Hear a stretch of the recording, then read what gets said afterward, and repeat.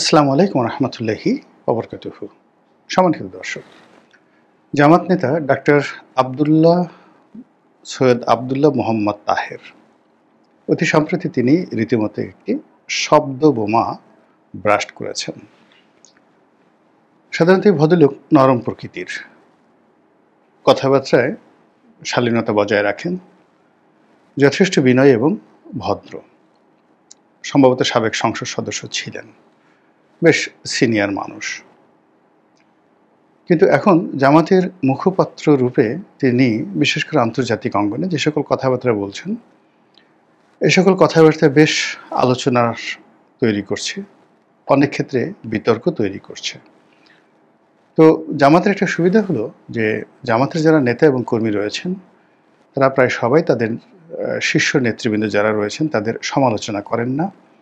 পার্টির ভিতরে অভ্যন্তরীণভাবে খুব কঠোরভাবে এই বিষয়গুলো মানা হয় যে যারা পার্টির নেতাকর্মী রয়েছেন তারা যেন সর্বাবস্থায় দলের যারা শীর্ষ নেতৃবৃন্দ রয়েছেন তাদের আচার আচরণ, চালচলন, কথাবার্তাকে সমর্থন করে এবং পার্টির মধ্যে তাদের মজলিসে শুরা বা ইন্টারনাল কোনো বৈঠকে এই ধরনের নেতিবাচক আলাপ আলোচনা হয় কি না বিএনপি বা আওয়ামী লীগ বা জাতীয় পার্টির মতো সেটা আমি বলতে পারবো না, কিন্তু ইন জেনারেল জামাতের কোনো একজন নেতা যে কথাই বলেন না কেন সঙ্গে সঙ্গে সবাই সেটাকে সমর্থন করে। তো এটার ভালো মন্দ দুটো দিকই রয়েছে। আমাদের দেশে এটা প্রথা বিরুদ্ধ। তো সেই দিক থেকে কি হলো যে জামাতের যারা নেতৃবৃন্দ রয়েছেন তারা যে কথাগুলো বলছেন, তাদের যে বিশাল বট বাহিনী, তাদের যে সমর্থক বাহিনী, তাদের যে শিবির কর্মী যারা রয়েছে তারা সবাই এক বাক্যে জিন্দাবাদ বলছেন, এক বাক্যে সমর্থন জানাচ্ছেন, সুবহানাল্লাহ আলহামদুলিল্লাহর বন্যা বয়ে দিচ্ছেন।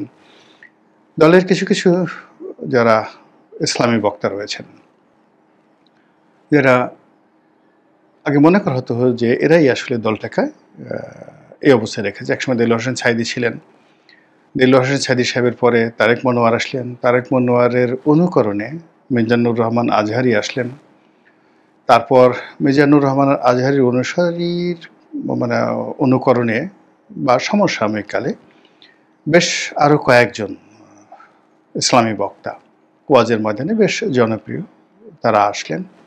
তো এদের মধ্যে বেশ কয়েকজনকে আগামী ইলেকশনে মনোনয়ন দেওয়ার ব্যাপারে জামাত সিদ্ধান্ত নিয়েছে এবং অনেককে প্রার্থী হিসেবে ঘোষণাও দিয়েছে। তো এরকম কয়েকজন ব্যক্তি যারা ওয়াজের ময়দানে প্রতিপক্ষকে ঘায়েল করতেন এবং ধর্মীয় বয়ানের মাধ্যমে সরকার বিরোধী বক্তব্য দিয়ে আওয়ামী লীগ, শেখ হাসিনা, বঙ্গবন্ধু তাদের সর্বনাশ করতেন।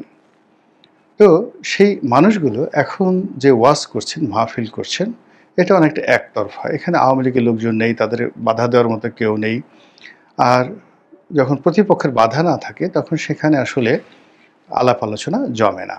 আর না জমার কারণে তারা কি করছেন, কেবলমাত্র ভাইরাল হওয়ার জন্য একটার পর একটা বিতর্ক তৈরি করছেন।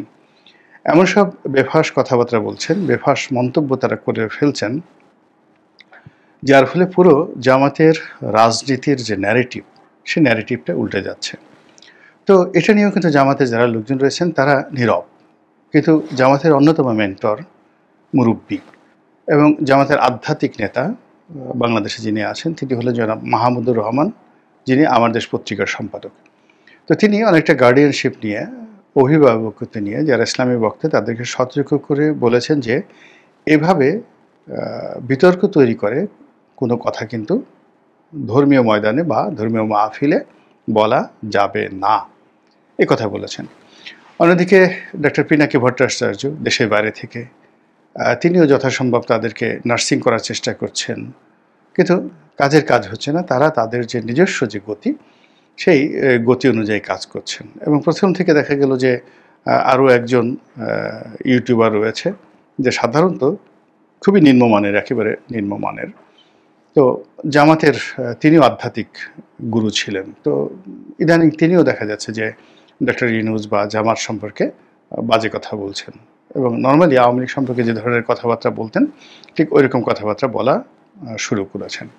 তো যেটা বললাম যে এর কারণে কি হলো, জামাতের যে স্ট্রেংথ ছিল জুলাই আগস্ট বিপ্লবের পরে, বিশেষ করে পুরো 2024 সনটি, এটিকে মনে করা হতো জামাতময়তা। জামাতের বাইরে, সামনেও কিছু নেই, পেছনেও কিছু নেই। আগামীতে জামাতই থাকবে, জামাতই রাষ্ট্র পরিচালনা করেছে এবং জামাত যখন চাইবে তখন নির্বাচন হবে এবং তাদের সেই হুকুমতকে চ্যালেঞ্জ করে কোনো নির্বাচন হওয়া সম্ভব নয়। এরকম যখন একটা ট্রেন্ড চলে আসলো, সেটা 2025 সনে এসে নানা কারণে মুখ থুবড়ে পড়ল। এর অন্যতম কারণ মূলত সরকারের ব্যর্থতা। সরকার যেহেতু জামাত চালাচ্ছে, এরকম একটা ন্যারেটিভ তৈরি হয়ে গেছে। সচিবালয়ের কর্মকর্তা থেকে শুরু করে আরও স্পর্শকাতর যে জায়গাগুলো রয়েছে, সেখানে শীর্ষ পদগুলো, সিদ্ধান্ত যেগুলো, যে পদগুলো থেকে খুব রাষ্ট্র পরিচালনার সিদ্ধান্তগুলো আসে, এই পদে জামাতের লোকজন ঢুকে গেছে। সেটা ক্যাবিনেট সেক্রেটারি হোক, শিক্ষা সচিব হোক, কিংবা ইলেকশন কমিশনের বড় বড় কর্তা হোক, কিংবা গোয়েন্দা সংস্থাগুলো হোক। বড় বড় গোয়েন্দা সংস্থা যাদের সম্পর্কে আলাপ আলোচনা একসময় করা যেত না, এখন তো সবাই সুযোগ পেয়ে, নতুন বিপ্লবের সুযোগ পেয়ে ক্যান্টনমেন্টকে গালাগাল করছেন, কেউ ভেঙে ফেলার চেষ্টা করছেন, কেউ উড়িয়ে দেওয়ার চেষ্টা করছেন, ডিজিএফআই ব্যান করে দেওয়ার কথাবার্তা বলছেন। কিন্তু আমরা যারা দীর্ঘদিন রাজনীতি করে আসছি, আমরা এখনও তাদেরকে ভয় পাই এবং ভয় না পাওয়ার কোনো কারণ নেই। এর কারণ হলো, যখনই যেহেতু তাদের হাতে অস্ত্র আছে এবং একটা সুসংগঠিত বাহিনী, তো সেই ক্ষেত্রে তারা হয়তো একটা ব্রিদিং স্পেস নিচ্ছে, কিন্তু যখনই তারা সময় পাবে মুহূর্তের মধ্যে মানে তাদের বিরুদ্ধে যারা যারা যে সমস্ত কর্মকাণ্ড করেছেন, প্রায় প্রত্যেকটা জিনিস কড়ায় গুন্ডায়, তারপরে সুদে এবং আসলে তারা সেটা আদায় করে ছাড়বেন। এটাই সাধারণত সামরিক বাহিনীর একটা রীতি। এমনও ঘটনা ঘটেছে যে আপনি সামরিক বাহিনীকে উদ্দেশ্য করে বা লক্ষ্য করে একটা বাজে কথা বলেছেন, একটা বাজে কর্ম করেছেন, ওটা রেকর্ড হয়ে আছে। পরবর্তীতে 20 বছর পর, 25 বছর পর, 50 বছর পর ঠিকই তাদের যারা উত্তরসূরি, তারা সেই পূর্বসূরিদের সঙ্গে যে সকল অপরাধ করা হয়েছে সেটার সাক্ষাৎ, মানে তারা সেটার প্রতিশোধ নিয়ে থাকে। ফলে কি হলো, এই জিনিসগুলো নিষ্পত্তি হয় না। যে সমস্যাটা তৈরি হয়েছিল রক্ষী বাহিনী গঠন করার মাধ্যমে আওয়ামী লীগের সঙ্গে সেনাবাহিনীর, সেই সমস্যাটা শেখ হাসিনা শত চেষ্টা করে দূর করতে পারেননি। তিনি সেনাবাহিনীকে অকাতরে দিয়েছেন, সেখানে নিজস্ব লোক বসানোর চেষ্টা করেছেন, কিন্তু শেষ পর্যন্ত দেখা গেল যে এখন আওয়ামী লীগ মনে করে যে কোনো গণ অভ্যুত্থান নয়, জনগণ নয়, সেনাবাহিনী তাদেরকে ক্ষমতা থেকে বিচ্যুত করেছে, যে সেনাবাহিনীর জন্য এত কিছু করলাম। আবার এখন দেখুন, এই সেনাবাহিনীকে ঠিক রাখার জন্য, তাদেরকে খুশি রাখার জন্য বর্তমান সরকার এখান থেকে হেলিকপ্টার কিনছে, ওখান থেকে প্লেন কিনছে, ওখান থেকে যুদ্ধ বিমান কিনছে, এবং এগুলো যত বেশি কেনাকাটা হবে তত বেশি এখানে কমিশন থাকবে, লাভ থাকবে, এগুলো মেনটেনেন্সের খরচ থাকবে, অর্থনৈতিক কর্মকাণ্ড হবে, যেখানে মানুষের জন্য কর্মসংস্থান তৈরি করা যাচ্ছে না। কোনো একটা শিল্প প্রতিষ্ঠানকে যেখানে 1 কোটি টাকা ঋণ দেওয়া যাচ্ছে না, তো সেখানে 10,000 কোটি টাকা খরচ করে, 20,000 কোটি টাকা খরচ করে আমাদেরকে এখন যুদ্ধ বিমান কিনতে হবে। সেই কাদের সাথে যুদ্ধ করার জন্য আল্লাহ জানেন, আর ডক্টর মোহাম্মদ ইউনূসের সরকার জানেন। এনিওয়ে, তো এখন এই যে সরকারের যে ব্যর্থতা, বিভিন্ন ক্ষেত্রে এই ব্যর্থতার কারণে সরকারের যারা স্টেক হোল্ডার ছিলেন, এনসিপি, জামাত, এরপরে বিভিন্ন এনজিও গ্রুপ, দেশি বিদেশি বিভিন্ন দাতা সংস্থা, তার সঙ্গে সঙ্গে বিভিন্ন দূতাবাস, তারা সরকার থেকে অনেকে মুখ ফিরিয়ে নিয়েছেন, অনেকে পিছু হটেছেন, আর অনেকে পেছন থেকে টিপ্পনি কেটে বলার চেষ্টা করছেন যে আমরা তো এমনি এমনি ওদের সঙ্গে যাতায়াত করেছি, ইট ওয়াজ এ ফর্মাল রিলেশন, কিন্তু তাদের সঙ্গে আসলে আমাদের কোনো সম্পর্ক নেই। তো সেই দিক থেকে জামাতের উপরে যে অভিযোগ আছে বা ছিল, যে এরাই মূলত সরকারটিকে গঠন করেছে, এরাই সরকারটিকে পরিচালনা করেছে, এবং এই সরকারের সকল সফলতা এবং ব্যর্থতা সব কিছুর জন্য জামাত দায়ী।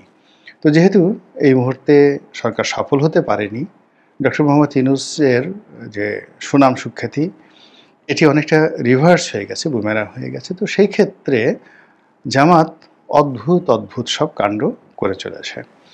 এখন তারা সরকারের সমালোচনা করছে, ডক্টর মোহাম্মদ ইউনূসের সমালোচনা করছে, যদিও বেশিরভাগ জনগণ মনে করছে যে এগুলো সব সাজানো, তলে তলে ঠিকই তাদের সরকারের সঙ্গে সম্পর্ক রয়েছে, মূলত বিএনপিকে বিভ্রান্ত করার জন্য, জনগণকে বিভ্রান্ত করার জন্য, এবং নিজেদেরকে একটি সত্যিকার রাজনৈতিক দল জনগণের রাজনৈতিক দল, জনসমর্থিত রাজনৈতিক দল হিসেবে নিজেদেরকে প্রতিষ্ঠিত করার জন্য তারা এই ধরনের নাটক তৈরি করছে। ঘটনা যাই হোক না কেন, জামাত কিন্তু ঠিক আগের সেই জায়গাতে নেই। যেটা বলছিলাম, ডক্টর আব্দুল্লাহ মোহাম্মদ তাহের তিনি অভিযোগ করেছেন যে কিছু উপদেষ্টা, কতিপয় উপদেষ্টা, তারা সরকারের মধ্যে থেকে বিশেষ মহলের সাথে, রাজনৈতিক দলের সাথে সম্পর্ক স্থাপন করছেন। বেশিরভাগ লোক বলার চেষ্টা করছেন যে কিছু কিছু উপদেষ্টা তারা বিএনপির সাথে যোগাযোগ করছেন। আবার যারা আরও এক্সট্রিম পর্যায়ের যারা লোকজন, তারা আরও একটু এগিয়ে অনেকে বলার চেষ্টা করছেন যে অনেকে আওয়ামী লীগের সঙ্গে যোগাযোগ করছেন। কিন্তু অভিযোগগুলো খুব সাংঘাতিক। এর কারণ হলো এই উপদেষ্টা মণ্ডলীতে যারাই আছেন বা ডক্টর মোহাম্মদ ইউনূসের ব্যক্তিগত সহকারী রূপে তার কার্যালয়ে যারা দায়িত্ব পালন করছেন, তারা সবাই জামাতের চোখের মণি, কলিজার টুকরা, নয়নের মণি, প্রাণ ভ্রমরা হিসেবে এই গত 14 মাস ধরে সাপোর্ট করেছে জামাতকে এবং জামাতকে অবারিত সকল সুযোগ সুবিধা দিয়েছে। কোনো মন্ত্রণালয়, কোনো সরকারি দপ্তরে জামাতের কোনো শীর্ষ নেতা গিয়ে প্রিভিলেজ পাননি, সম্মান পাননি, মর্যাদা পাননি। আমি এই ধরনের ঘটনা কখনো শুনিনি। কিন্তু এই ঘটনাগুলো ঘটার পরেও জামাত কেন এই কথাগুলো বলছে? This is the first thing. Second thing হলো আরও যে বক্তব্য, সেটা হলো জামাত যে অভিযোগ করছেন যে তারা তাদের দায়িত্ব এবং কর্তব্য যেটি তাদের পালন করার কথা উপদেষ্টা মণ্ডলীর ইন এ নর্মাল ওয়ে, সেটা তারা পালন না করে গোপনে তারা তথ্য পাচার করছেন, তারা অনৈতিক সুবিধা দিচ্ছেন এবং তারা কাউকে ক্ষমতা আনার জন্য আগামী নির্বাচনে এমন সব প্রতিবন্ধকতা তৈরি করার চেষ্টা করছেন যা কিনা সরাসরি জামাতের স্বার্থে আঘাত হানবে। তো এই বক্তব্য যদি আপনি ভাব সম্প্রসারণ করেন এবং এটিকে যদি আপনি উর্দুতে এই উপদেষ্টাদের যাকে বলা হয় ক্যারেক্টারিস্টিক্স আপনি বর্ণনা করতে চান, আপনি একটা সহজ বাংলা বলতে পারেন যে গাদ্দার, রীতিমতো গাদ্দার। তো সেই যে গাদ্দারি যে সকল উপদেষ্টারা করছেন, তিনি অবশ্যই তাদের নাম বলেননি, কিন্তু যে ভয়টা তিনি দেখিয়েছেন সেটি হলো ওই সকল উপদেষ্টা যেখানে যেখানে গিয়েছেন, তারপরে যাদের সঙ্গে কথা বলেছেন এবং সেই কথার প্রেক্ষিতে আবার উপদেষ্টা পরিষদের বৈঠকে যে সকল আলাপ আলোচনা হয়েছে, এই সব রেকর্ড তাদের কাছে আছে। বোঝার চেষ্টা করুন কতটা ভয়াবহ। ধরুন মিস্টার পটল বা মিস্টার আলু নামের একজন উপদেষ্টা, তো মিস্টার পটল, মিস্টার আলু তিনি টেলিফোনে কথা বলেছেন তার খালুর সঙ্গে বা তার মালিকের সঙ্গে, তার প্রভুর সঙ্গে, তার উদ্ধারদাতা, তার বন্ধু হামিমের সঙ্গে কথা বলেছেন। তো কথা বলে বলেছেন হ্যাং করেঙ্গা, ত্যাং করেঙ্গা, ইয়া করেঙ্গা, ওয়া করেঙ্গা, নিশ্চিন্ত থাকেঙ্গা, এই সমস্ত কথাবার্তা বলেছেন। তো সেই কথাবার্তার টেলিফোনিক যে রেকর্ড, কল রেকর্ড, সেটা জামাত পেয়ে গেছে। এই গেল এক। এটা কিভাবে সম্ভব? তাহলে বুঝুন যে জামাতি কানেকশনটা কোন পর্যায়ে চলে গেছে, যে এই ধরনের উপদেষ্টাদের মানে একজন মন্ত্রী পর্যায়ের কর্মকর্তাদের কল রেকর্ড তারা পেয়ে গেছে। প্রশাসনের কোন জায়গাটাতে, কোন স্পর্শকাতর জায়গাটাতে তারা আছে এক, অথবা প্রশাসনের স্পর্শকাতর জায়গাগুলো কতটা চিসিং ফাঁক হয়ে গেছে, ওপেন হয়ে গেছে, যে any one can do it. তারা ওখান থেকে গিয়ে বলতে পারে আমাকে ওর কল লিস্ট দাও, এবং তারা সেখান থেকে কল লিস্ট নিয়ে আসতো। তৃতীয়ত হলো জামাতের হাতে এমন প্রযুক্তি আছে যে ইসরায়েলের যে প্রযুক্তি দিয়ে এ সকল কল রেকর্ড করা হয়, সেই কি ম্যালওয়্যার, স্পাইস ম্যালওয়্যার, এরকম কীরকম একটা সফটওয়্যার যেন আছে, যেটা আওয়ামী লীগ সরকার ইসরায়েলের কাছ থেকে কিনেছিল বলে ওই সময়টাতে ব্যাপক বদনাম হয়েছিল। তো সেই সফটওয়্যারের চাইতেও আরও শক্তিশালী সফটওয়্যার, সেটি ইসরায়েলি হোক অথবা সেটি টার্কিশ হোক, এরকম সফটওয়্যার, হ্যাকিং করার সফটওয়্যার জামাতের কাছে থাকতে পারে, যা দিয়ে এ সকল কল তারা নিজস্ব যে স্যাটেলাইট আছে, নিজস্ব যে ইন্টারনেট প্রোটোকল আছে, তাদের নিজস্ব যে কমিউনিকেশন টিম রয়েছে তাদের মাধ্যমে তারা এইগুলো হ্যাক করে সবকিছু তারা নিজেদের মতো করে সময় মতো ব্যবহার করার যে যোগ্যতা এটা তারা অর্জন করে ফেলেছে। তো বোঝার চেষ্টা করুন যে জামাত কোন পর্যায়ে চলে গেছে। তো এনিওয়ে এটা গেল ফার্স্ট, তারা এই কলটা রেকর্ড করতে পেরেছে বা রেকর্ড তাদের কাছে আছে বা কেউ তাদেরকে দিয়েছে। কাজে জামাত কোন পর্যায়ে আছে আপনি বোঝার চেষ্টা করুন। সেকেন্ডলি হলো যে এই আলাপ আলোচনার প্রেক্ষিতে অর্থাৎ মিস্টার আলু মিস্টার পটল তার খালুর সঙ্গে আলোচনা করেছে অথবা তার মালিক তার প্রভুর সঙ্গে তার নিয়োগকর্তার সঙ্গে আলোচনা করেছে বা যার সঙ্গে সে দহরম মহরম করে আগামীতে সেফ এক্সিট নিতে চায় তাদের সঙ্গে আলোচনা করেছে, করার পর ওই অনুযায়ী পরবর্তীতে বৈঠকে অর্থাৎ উপদেষ্টা মণ্ডলীর বৈঠকে সেই আলাপ আলোচনাগুলো তারা আবার করেছে এবং তারা যে আলাপ আলোচনাগুলো করেছে সেগুলো রেকর্ডও আবার ডক্টর আবদুল্লাহ তাহের সৈয়দ, উনি সম্ভবত সৈয়দ বংশের ছেলে, তো তার কাছে আছে। তো সেক্ষেত্রে সেটা কী করে সম্ভব? উপদেষ্টা মণ্ডলীর বৈঠক মানে মন্ত্রী পরিষদের বৈঠক অত্যন্ত গোপনীয়, সেই বৈঠকের রেকর্ড তারা কিভাবে পেলেন, কে তাদেরকে দিল, তারা কিভাবে করলো, বা তাদেরকে এমন কোনো প্রযুক্তি আছে যে ওই রুমে তারা হয়তো দেখা গেল যে মশা এবং মাছির মতো ড্রোন তারা উড়িয়ে দিয়েছে, দেখতে মশার মতো মাছির মতো ভন ভন করে উঠছে, বাট ওখান থেকে তারা সব কিছু রেকর্ড করছে।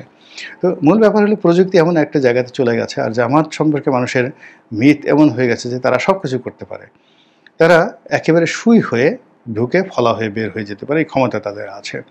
তো এই যে আবদুল্লাহ মোহাম্মদ তাহের যে অভিযোগ করলেন উপদেষ্টা মণ্ডলীদের বিরুদ্ধে, এটি নিয়ে কিন্তু কোনো উপদেষ্টা এখনও পর্যন্ত প্রতিক্রিয়া দেখায়নি, রাষ্ট্রও দেখায়নি এবং তাদের যারা রাজনৈতিক প্রতিপক্ষ তারা কেউ দেখায়নি। ফলে ধরে নেওয়া যেতে পারে যে ডাল মে কুছ কালা হায়। আর এই সময়টাতে ডালের মধ্যে যদি কালা কিছু থেকে থাকে তাহলে এটার যে জ্বালা, এটার যে যন্ত্রণা, সেই যন্ত্রণা অতীতের যে কোনো যন্ত্রণার চেয়ে বেশি হবে বই, কম হবে না। মহান আল্লাহ আমাদের সবাইকে হেদায়েত দান করুন এবং হেফাজত করুন। আসসালামু আলাইকুম ওয়া রাহমাতুল্লাহি ওয়া বারাকাতুহু।